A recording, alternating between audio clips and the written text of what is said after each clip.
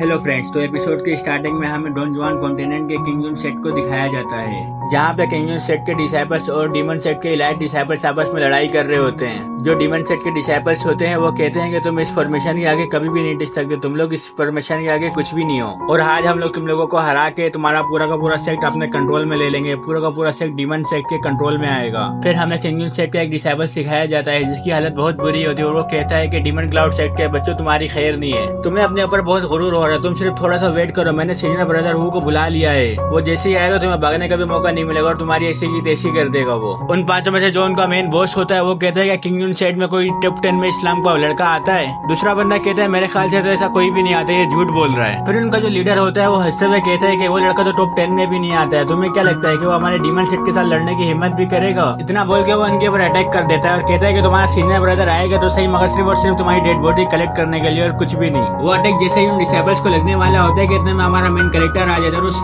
Attack को आराम से रोक लेता है, जो देख के वो डीमन सेट के सारे लोग बिल्कुल हैरान हो जाते हैं और कहते हैं कि ये कैसे हो सकता है, इसने तो हमारा अटैक इतना आसानी से रोक लिया। और सीनियर हुआ को देख के हमारे डिसेबल्स बहुत ज्यादा खुश हो जाते हैं और कहते हैं कि फाइनली सीनियर ब्रदर हमें बचाने के लिए आ चुके हैं। हमारा मेन कैरेक्टर हुआ बोलता है कि फाइनली मैं बिल्कुल सही टाइम में पहुंच चुका हूँ, और फिर हमें हमारे मेन कैरेक्टर का पूरा नाम बताया जाता है, इसका पूरा नाम हुआ किंग जुन होता है। और फिर डीमन सेट के लोग हंसने लग जाते हैं, जो देख के हमारा मेन कैरेक्टर हुआ बोलता है कि क्या तुम लोग पागल हो चुके हो? और फिर वो पांचों एक साथ मिलकर रेड कलर की एक पावरफुल बॉडी बनाते हैं और उससे हुआ के ऊपर अटैक कर देते हैं और चिल्लाते हुए बोलते हैं कि अब तो तुझे कोई भी नहीं बचा सकता, तो तू मर के ही रहेगा, हमारे इस कंबाइन अटैक के सामने कोई भी नहीं टिक सकता। हमारा मेन कैरेक्टर हुआ भी उसके ऊपर एक शॉट से अटैक कर देता है, सिर्फ उसे एक अटैक से उन पांचों की ऐसी की तैसी हो जाती है, सबकी वाट लग जाती है, यहाँ तक के सारे मारे जाते हैं, और आसमान में जो बादल थे वो सारे के सारे बादल भी हट जाते हैं और उन सबकी डेड बॉडी जमीन में आके गिरती है। उनमें से एक बंदे की आत्मा तो बोलती है क्या सब खत्म हो चुका है? मुझे तो यकीन नहीं हो रहा। और उनमें से जो एक बंदा होता है उसकी बॉडी से एक पिल निकल के गिरती है लाल कलर की,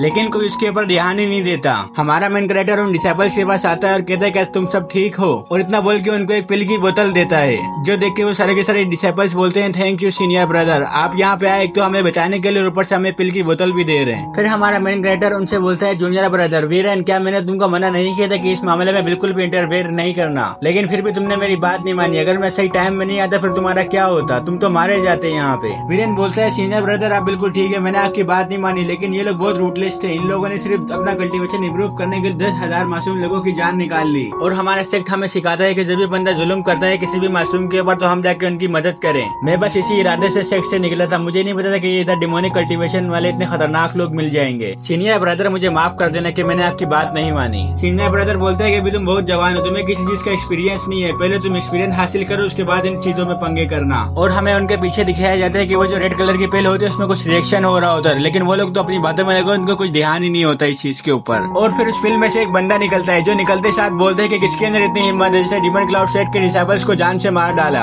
और ये जो बंदा निकला है ये डीमन सेट का पेट्रियार्च है और इसका नाम शायुन है। और फिर वो अपनी डिवाइन एबिलिटी यूज करता है और डीमन सेट और पाम का अटैक कर देता है और कहते हैं अब तुम मौत का मजा चखो। हमारे डिसेबल्स में से एक डिसेबल डरते हुए बोलते हैं कि ये तो एल्डर शायुन है और ये पेट्रियार्च है डीमन क्लाउड सेट का, और ये एक 7 स्टेज का कल्टीवेटर है, और इसके अलावा ये पर्पल स्टार फिल्म में भी पहुंच चुका है। ये सब बताते हुए वो बहुत ज्यादा डर रहा था। हमारा मेन कैरेक्टर स्वॉर्ड निकालते हुए बोलते हैं अच्छा तो ऐसी बात है, चलो देखते हैं कि इस एल्डर के अंदर कितना दम है। इतना बोल के सीनियर हुआ भी उसके ऊपर अपनी स्वॉर्ड से अटैक कर देता है और इन दोनों का अटैक आपस में टकरा के खत्म हो जाता है। अब ये देख के वो डीमन सेट का एल्डर जो होता है बिल्कुल हैरान हो जाता है और मनी मन सोचते है कि मैं 7 स्टेज का कल्टीवेटर हूँ और इसने मेरे अटैक को अपने सिर्फ एक अटैक से रोक लिया, जबकि इसका लेवल भी मुझसे कम लग रहा है। फिर वो डिमोनिक सेट का एल्डर बोलते है कि मुझे तुम्हें मारने में बहुत अफसोस होगा क्योंकि तुम मुझे बहुत जीनियस लग रहे हो। फिर वो एल्डर बोलते है कि हमारा जो डिमोनिक सेट है वो हमेशा स्टोन लोगों की कदर करता है, तुम हमारे साथ अभी ज्वाइन कर लो, तुम्हें इससे बहुत फायदा होगा। और उसके अलावा मैं तुम्हें नंबर 1 डिसेबल्स की पोजीशन भी दे दूंगा, तुम्हें खूबसूरत खूबसूरत लड़के भी मिलेंगे, तुम्हारी कमांड में बहुत सारे बंदे होंगे